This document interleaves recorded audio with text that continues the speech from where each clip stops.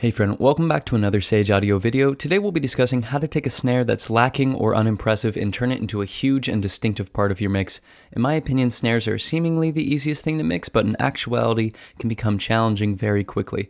One thing I know I've struggled with is creating a huge snare sound, so let me show you how you can accomplish this. But before I do, if you enjoyed this video, please like and share the video with your friends and colleagues. Also, if you haven't subscribed yet, now is a great time to do so. So subscribe and click the notifications bell to stay up to date on our latest content. Lastly, if you're an artist or an engineer, and I'm guessing you are since you're watching this video, send us one of your mixes at sageaudio.com and we'll send you a free mastered sample. So what I have here is a mono recording of a snare. If we listen real quick,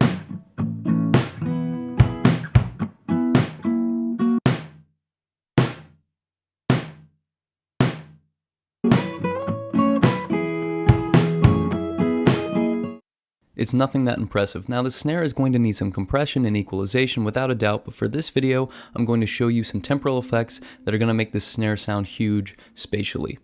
First, what we want to do is create an aux send using a bus here. In Logic, this creates an auxiliary track automatically. In Pro Tools, you'll need to make this track yourself. Let's set the send to unity so the signal is the same strength on the audio and auxiliary tracks.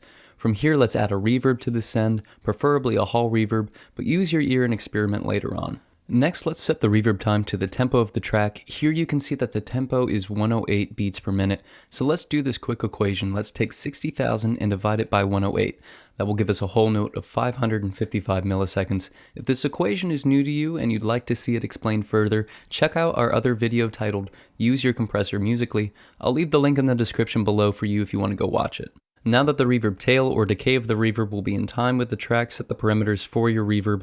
Once you have the parameters you like, so long as it's sounding full in time with your track and on the longer side in terms of time and decay, let's move on to the next step. What we're going to do is gate the reverb. Here I pulled up the FabFilter Pro Q, but use whatever gate you're comfortable with.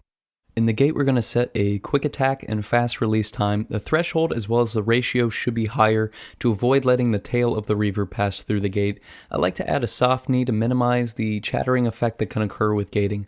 Lastly, let's increase the look ahead time to preserve transients and then turn on oversampling to compensate for any aliasing that may occur from the quick attack and release times. Let's take a quick listen to the snare so far and see what this gated reverb sounds like. Keep in mind that this is an effect that should be blended in according to personal taste, but I'm going to keep it louder so you can easily hear the effect.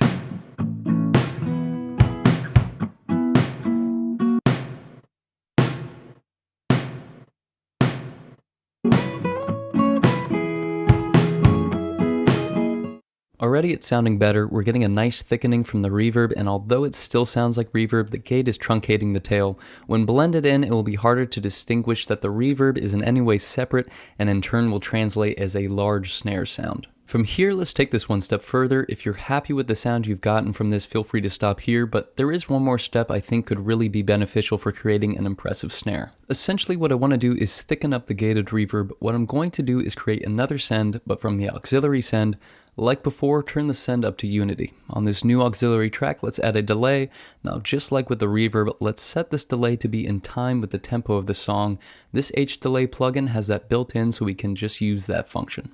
Next, turn down the feedback and make the delay as short as possible. So here it's 1/64th of a note delay, which is about 9 milliseconds. Now let's listen to the snare with the reverb and delay, first alone and then in the context of the mix.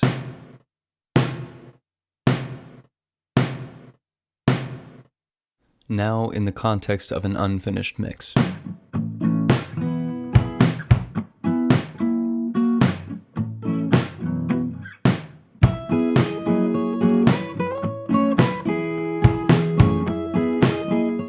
So what are your thoughts? How do you achieve a present and thick snare in your mix? Leave your thoughts in the comment section below. As always, we'd love to hear from you.